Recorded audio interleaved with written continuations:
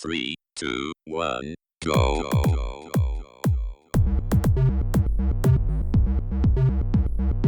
Você está ouvindo Controle 3. Boa noite.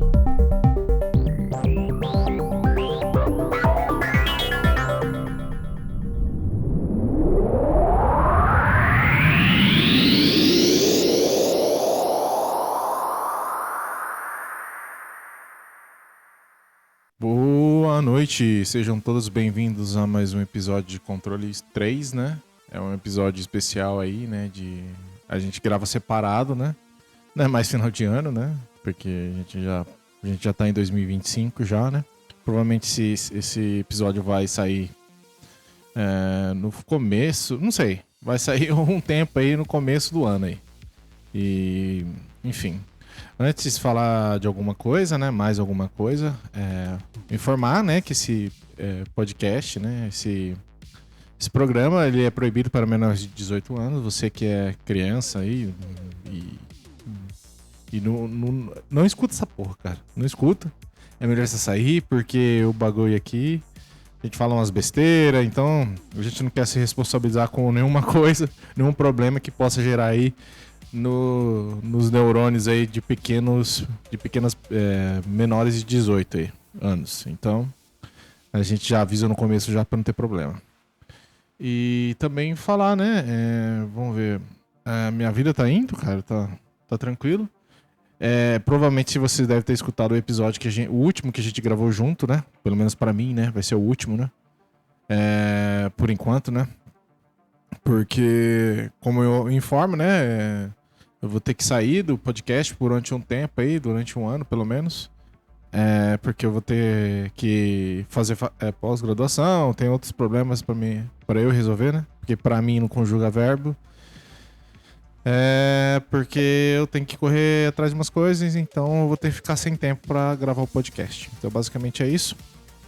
Acho que já estão informados aí, estão informando aí novamente. E vamos ver o que acontece aí durante o ano. Você vai ter aí a participação do Gordo, do Wesley, como sempre. E bola pra frente. Você que gosta do podcast, continua escutando. É um podcast muito bacana e tal. Gostei muito de fazer ele durante um bom tempo, sim. Todo o tempo que eu participei, né? E é isso, cara. Basicamente é isso que eu tenho pra falar. Por questões maiores aí eu vou ter que deixar um pouco alguns afazeres. E o podcast é um deles. E, cara, informar também, né, que tem a Clínica Nativa, né? A gente tem um link aí na descrição, né? Se você quiser entrar em contato com eles, que é um dos nossos patrocinadores, né? Eles têm várias metas, né? Dentro deles tem aqui facilitar a adaptação, aumentar a clareza mental, reduz o estresse e a ansiedade, traz novas oportunidades, fortalece o sistema imunológico, melhora a qualidade de sono, através de uma regeneração energética, né? Enfim, aí a gente tem um link aí para vocês ter mais informações, né? E lá vai ter contato, endereço e tem até um botãozinho de agendamento de horário se você estiver precisando de uma força aí, de uma energia aí que você precisa melhorar na sua vida. Bom, sem mais delongas, né? Eu vou apresentar aqui o jogo, né? O jogo, ele é um jogo meio complexo de ser falado. Era um jogo que ele saiu para computador e ele é o Loop Hero.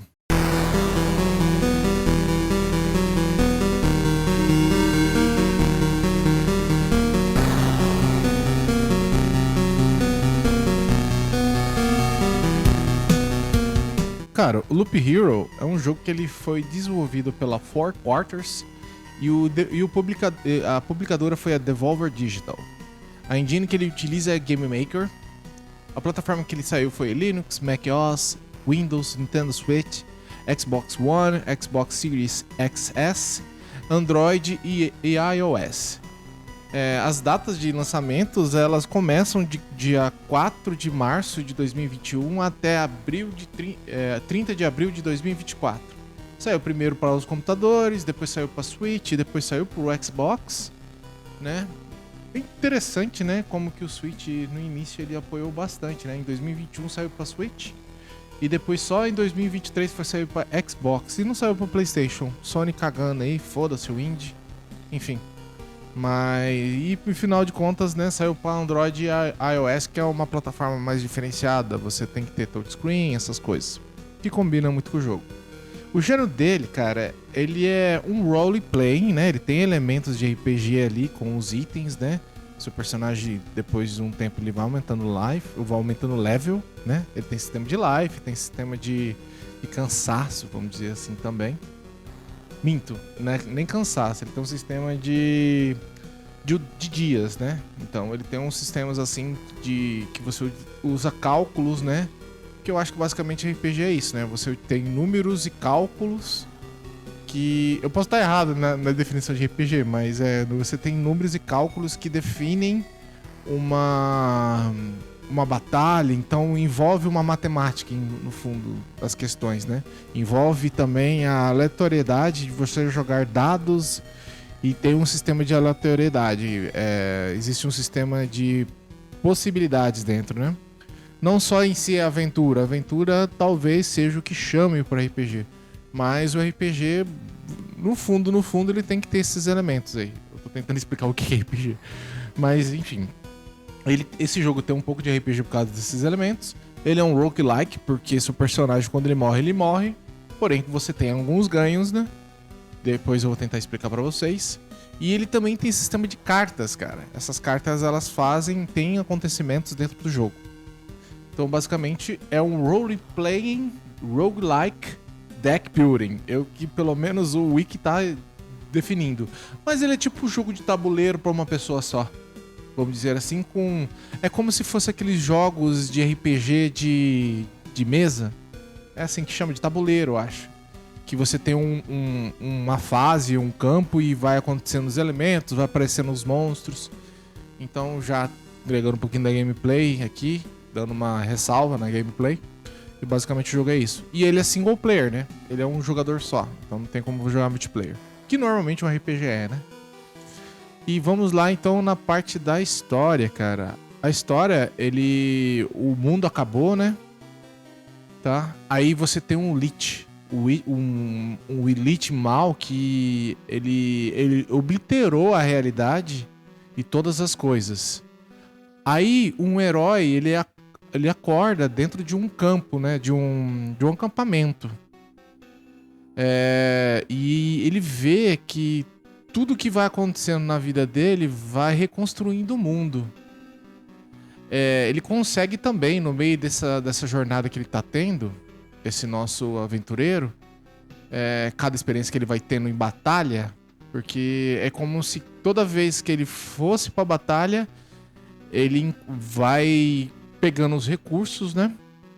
E as coisas vão acontecendo. O mundo vai se reconstruindo depois desse final de, sei lá, um Armagedon, talvez, onde foi tudo obliterado.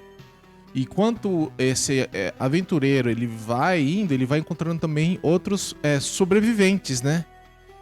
E eles, pouco a pouco, né, vão tentando reconstruir esse mundo, né? Então, basicamente, a história do jogo é essa, cara. Ela não conta muito o que é, mas basicamente você é um herói ali que tem os eventos que vão ocorrendo, vai acontecer, o mundo vai se restabelecendo de acordo com esses acontecimentos. E você tem um mal, né? Esse mal que no começo é o primeiro chefe. E depois você vai descobrindo mais o que vai acontecendo. É o desenrolar da história que traz o que realmente aconteceu, né? Por que tá tudo envolvido a esse personagem que você tá controlando, né? Então, basicamente, a história do jogo é essa. Simplesmente o que apresenta, né? Porque ele tem uma história, tá? Mais profunda, tal, que tenta explicar os acontecimentos, assim, mas ela basicamente é isso quando é apresentado. Eu também não aprofundei muito na história, mas é basicamente isso que o jogo entrega pra você quando você começa a jogar ele. Enfim. E eu acredito também que a história do jogo ele é mais ou menos pra você ser explorado, então não quero dar muitos detalhes. Então aí basicamente eu só vou explicar essa parte. que o mundo depende meio que de você pra ser reconstruído. Mas ele vai contando depois com o prolongar do jogo o que aconteceu realmente. E basicamente sobre a história é isso, cara. Então a gente tem aí os elementos de gráfico, né, do jogo. Que o jogo ele segue uma pixel art, né? Desde a parte da fase desenvolvida ali, tudo bem pixelado, low resolution, tipo a resolução é bem baixa. Aí você tem as coisas que você consegue colocar, as cartas e tudo, elas são apresentadas todas no mesmo estilo de arte. Toda essa pixel art. Talvez um pouco mais trabalhada com os personagens. As imagens dos personagens são mais elaboradas, mas basicamente o jogo ele tem elas são cores mais mortas, talvez. Como que eu posso te dizer? Ele não tem cores vivas, vermelhas assim, e verdes e azuis vivos. Eles são tudo um tom mais acinzentado. Então dá essa... E o fundo preto, com sua predominância assim de fundo preto, que dá esse sentimento que realmente a história do jogo quer passar, né? O mundo foi obliterado e só o vasto nada existe. A partir do momento que você vai conquistando as coisas, que as coisas vão reaparecendo. Então a arte do jogo, ele consegue representar bastante isso. Ele consegue representar esse vazio e essa coisa meio cósmica, né? Tipo, meio no vazio mesmo e com elementos desenhados em pixel art, bem low resolution, mas que não deixa de ser uma coisa bacana, cara. É bem feito, né? As coisas são bem representadas. A tabela de itens, como é grande, todas elas são únicas e, tipo, cada item vai representar um estilo de atributo principal, tá? Então, se você vê um tipo de item que ele tem ele tem uma característica vampirística, vamos dizer. Ele tem elementos de vampirismo dentro dele. Vampirística, eu acho que nem existe. Ele vai se parecer muito. Ele vai ter a mesma cara, assim. Então, se você já bateu o olho, você já vai ter essa similaridade com o item ou o que ele faz. Logicamente que você tem os tipos de item. Você tem os itens comuns, raros, mais raros, legendários e tal. Ele vai mudando a cor. Quanto mais legendário, mais status ele vai dar, diferenciados. Tipo, o normal só dá um tipo, que é o principal do item. Depois o outro dá 2, depois o outro dá 3, depois o outro dá 4. Então, basicamente, na parte estética de itens e personagens e os monstros, assim, a própria gameplay na batalha, ela é bem pixel art também. E os monstros são representados bem pequenos, assim. Então tudo é como se fosse tabuleiro mesmo. Os lugares separados por tiles, né? Tipo, por pedaços, né? Como se fosse um tabuleiro mesmo.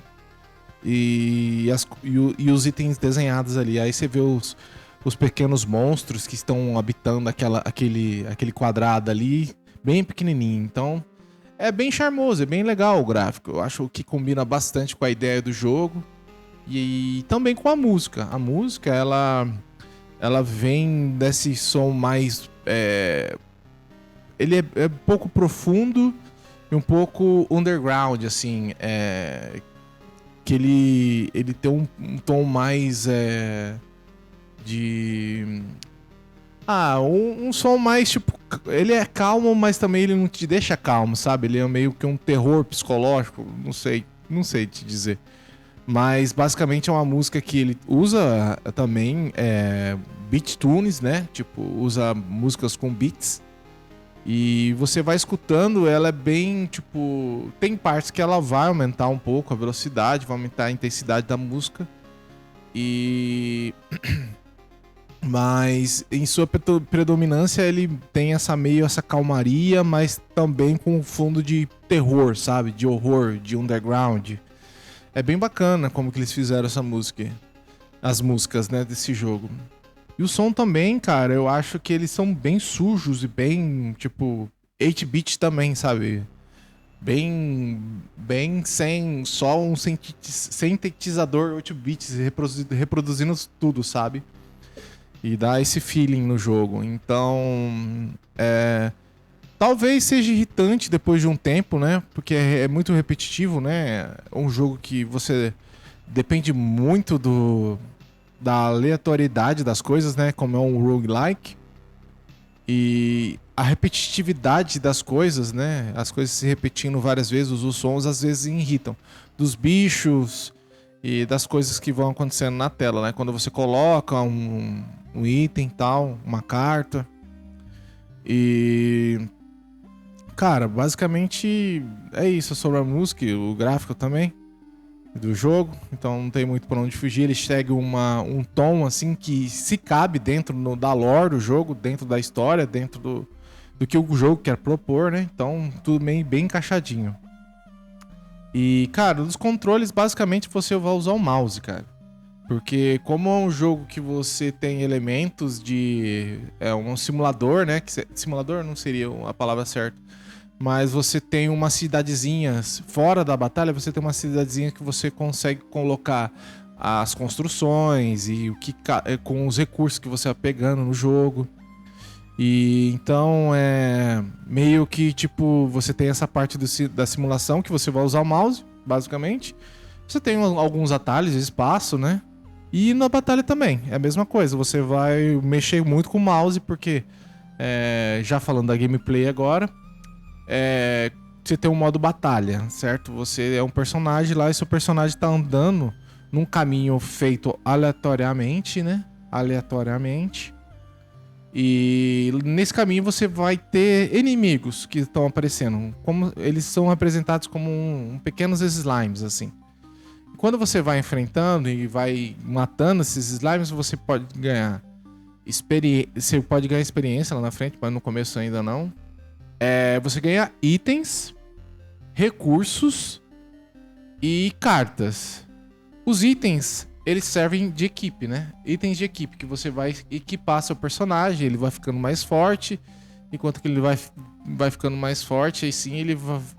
porque como o caminho do tabuleiro ali que você tá andando, seu personagem tá andando automaticamente... ele se dá o looping, então você fica dando voltas, como o jogo já diz no próprio nome. A cada looping que se fecha, você tem um aumento de dificuldade dos monstros que você vai enfrentar. E também você tem uma barra de dia. Quando o dia passa, os inimigos reaparecem também. Então, a cada looping, os inimigos aumentam seus status, né? Eles ficam mais fortes. E cada dia que se passa, renasce um monstro. E qual que é a parada? Você vai fica dando volta, vai ganhando equipe, vai colocando, deixando o seu personagem mais forte. E você vai ter as cartas. As cartas, elas têm uso direto com o jogo, quando você está no modo de batalha. Por quê? Vem uma montanha. Você coloca a montanha dentro da fase, ela vai te dar atributos da carta, tipo pontos de PV, 10 pontos de PV. Cada montanha é colocada adjacente. Então você vai colocando as montanhas uma do lado da outra ali. E você vai aumentando o poder do seu personagem. Porém, o que acontece também é que começa a aparecer novos inimigos. E então, dependendo os itens que você vai colocando dentro do tabuleiro, com as cartas, vai aumentando e vai colocando novos tipos de inimigos e também novos atributos. Vamos supor, porque é muito complexo, tem muita carta diferente. Vamos supor, lá você acha um covil de aranhas e coloca... ele especificamente tem que se colocar da beirada da rua, da ruinha de batalha lá, do campo de batalha. Porque tem uma ruazinha que você vai ficar dando volta. Quando você coloca essa carta ali, a cada dia que se passa, nasce uma aranha nova. As aranhas aumentam, né, a quantidade de itens que você pega. E você consegue colocar outras cartas atributos perto delas para conseguir dar mais materiais. Porque a ideia é o seguinte do jogo, né? Resumindo, né? É você ficar fazendo os loopings, né? Pra você conseguir mais recursos. E esses recursos você vai utilizar no modo do simulador lá, da cidadezinha, para montar novos tipos de construções. Essas construções criam modificações nos jogos permanentes. Então, a partir do momento que você constrói, sei lá, a escola... É a escola? Eu acho que é a escola. A escola você vai começar a ganhar experiência, porque a escola traz experiência ali, vai te trazer missões. Então vai ter um personagem dentro do campo de batalha lá que vai ter uma missão. Quando você compra aquela missão, você ganha mais experiência e mais itens. É só um bônus. E também você vai ter, tipo, diferenças na jogabilidade. Como se isso também é uma diferença na jogabilidade. Mas você vai ter diferenças permanentes. Tipo, o seu personagem vai ter poção. Você vai conseguir, dependendo do que você construir, você vai conseguir liberar novas classes. Porque assim, você tem 3 tipos de classe novas, né, dentro do jogo, né? Novos não, né? Que tem no jogo. Que é o guerreiro, o ladino e o necromancer. Esses 3 personagens, eles trazem uma jogabilidade diferente uma da outra. Vou dar alguns exemplos. O guerreiro, quando você mata o inimigo, ele já dropa o item e você já consegue equipar. Porém, o ladino, ele transforma aquilo como se... Ele mata inimigos e pega recursos, vamos dizer assim. Ele rouba os itens dos monstros. E quando ele chegar lá no ponto de início do looping da fase, do mapa que você tá jogando, ele vai te dar uma caralhada de item, assim, de uma vez, entende? De equipe. Além de, tipo, o guerreiro, ele pode usar o escudo, o ladino, ele tem que usar 2 armas, né? Não precisa ser exatamente espada. E, cara, então, todo tipo de... O jogo, ele tem uma variedade bem bacana de diferencinhas que dá dentro do jogo, de acordo com que você vai pegando as coisas, né? Você vai ter no máximo até 4 chefes, né? E tipo... você enfrenta o primeiro e cada chefe que você enfrentar, você vai ver o detalhe da história, né? Do que tá acontecendo, né?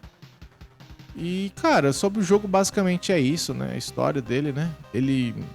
Você vai andando lá automaticamente, vai pegando os recursos e vai construindo os prédios, né? As modificações. Aí tem mais coisas, bem mais coisas ainda, sabe? Aí você vai construir um prédio lá que vai te dar a oportunidade de mobiliar a sua casa. E dependendo do tipo de modificações que tem na sua casa, você vai ter pontos específicos para cada ponto de status, sabe? Então o jogo ele tem é difícil falar em pouco tempo todas as modificações, e eu nem vi todas as modificações, porque esse jogo ele é bem grande, ele exige... O elemento de aleatoriedade dele é muito grande. Então, às vezes você tá numa run lá que não vai prestar, você já morre de uma vez. Mas tudo que você coloca dentro do jogo ali te dá algum tipo de vantagem e desvantagem, sabe? Então é bem bacana isso. E só concluir, né? O chefe, ele vai aparecer de acordo com a quantidade de dias que passou, eu acho. Eu acho que é a quantidade de tempo que passou, quando abaixar, reduzir isso, no ponto específico que ele vai aparecer. E quando ele aparecer, vai ser a batalha final daquela fase. Você pode morrer. Se você morrer, você vai pegar os recursos e vai voltar. Ou se não, se você vencer, você já vai para a próxima etapa da história, né? E só lembrar, né, que cada vez que você morre, você tem uma escolha, né? Tem mais um pontinho que eu acho que é importante de falar. Quando você está próximo de terminar uma volta dentro desse mapa, você vai ter a campfire, né? Que é tipo a fogueira do acampamento. Quando você parar naquele ponto e quiser desistir da run, você vai conseguir pegar todos os recursos que você pegou em todo o seu progresso, né? Dentro daquela fase. Porém, se você morrer, ou tentar fugir num ponto aleatório da fase, vai ter penitências. Quando você morre, você leva quase nada. E quando você foge perto da campfire, você leva só uma parte, 1/3. Eu estou sendo bem generoso. E, cara, basicamente sobre o jogo é isso. Dá uma nota pra ele, né? O jogo, ele é muito divertido, cara. Ele te prende muito porque você descobriu o que tá acontecendo. O próprio fator, o roguelike dele é bem equilibrado, bem bacana. E a imensidão de coisas que você consegue fazer dentro do jogo, tipo, te traz uma vontade de descoberta, né, no jogo. Eu achei interessantíssimo esse jogo, porque, não sei, eu não ouvi falar muito em muitos lugares desse jogo. Ele não é muito antigo, ele é de 2021. Então, eu acho que tem muito a se falar desse jogo. Ele exige um pouco do jogador, né? Porque como ele é um RPG, ele tem muitas cartas e você tem que aprender muito dos recursos. E o jogo, às vezes, ele não te apresenta muito, assim, sabe? Ele deixa meio jogado, lógico, porque aí... na internet você deve conseguir achar alguma coisa que explique melhor o jogo. As próprias cartas vai tentando te dando um tutorial, mas ele não te pega na mão assim, fala, você tem que fazer isso, fazer aquilo, não. Ele te deixa jogar o jogo, só que você tem que meio que procurar o que você tem que fazer. Eu acho melhor também. Eu acho que também você pegar e tipo, ficar ensinando tudo que o cara pode fazer, perde um pouco da dimensão do jogo, porque esse fator de descobrir o jogo que cada carta faz, porque você fica perdidaço, porque você só vê as coisas acontecendo assim meio que automaticamente e você não sabe meio o que tá acontecendo. Então o fator de observação nesse jogo é muito importante pra você saber o que tá acontecendo e como que joga as coisas e tal. Porque você começa a criar algumas questões assim, tipo, por que eu tô colocando inimigo dentro da fase se inimigo ele só vai me dar trabalho? Porque você consegue mais recursos, né? E você consegue mais itens e você fica mais forte, entende? Então, tudo tem um ponto negativo e positivo dentro do jogo. Você não vai colocar... você tem que ter um manejamento de cartas também, né? De você receber, de itens também, porque tem um limite também. Então, o jogo ele traz um frescor. Ele é tipo... Eu encaro esse jogo como um jogo de tabuleiro mesmo, cara. Só que pro virtual, né? Então você vai ter animações e vai ter as coisas. Mas eu consigo ver um jogo desse sendo transformado num jogo de tabuleiro, né? Então eu acho que uma especificação bem fiel do que o jogo ele é um jogo de tabuleiro pra virtual. E ele consegue trazer elementos interessantíssimos, assim, sabe? Que consegue fazer muitas mudanças dentro da gameplay. E, cara, minha nota pra ele vai ser 9. Eu acho um jogo divertido pra caramba, velho. Eu acho que o jogo, assim, muito foda.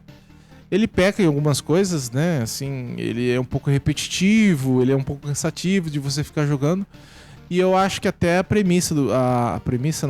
o propósito do jogo, quando o pessoal criou o jogo, eu acho que eles pensaram nesse fator de você pegar um pouco e largar. Porque todo ponto que você sair do jogo, ele vai voltar no mesmo ponto. Então, ele te traz essa questão de tipo, você quiser parar, jogar meia horinha, depois sair, depois fazer o que você tem que fazer e depois voltar e jogar mais um pouquinho, você pode. O jogo ele não te dá essa obrigação de você ficar amarrado nele. Ele te dá uma liberdade bem grande. Então, já falei pra caramba, eu acho que uma nota 9 é bem justa pra ele. É um jogo bacana, tem uns probleminhas. E, cara, basicamente é isso, né?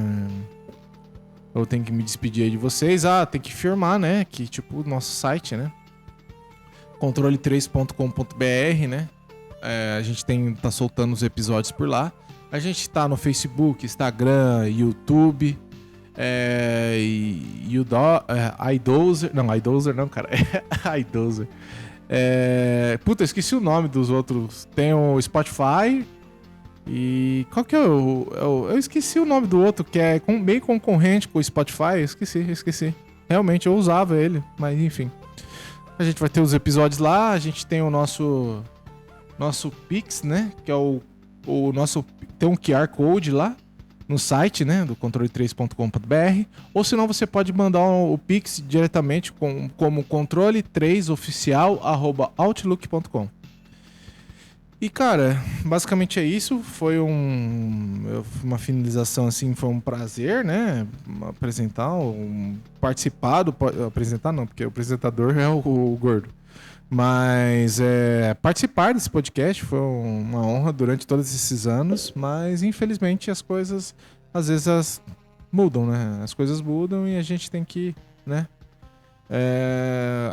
Deixar algumas coisas de lado para correr atrás de outras. Então, eu espero que vocês tenham gostado desse episódio e até mais. Tchau! Você ouviu o Controle 3. Boa noite.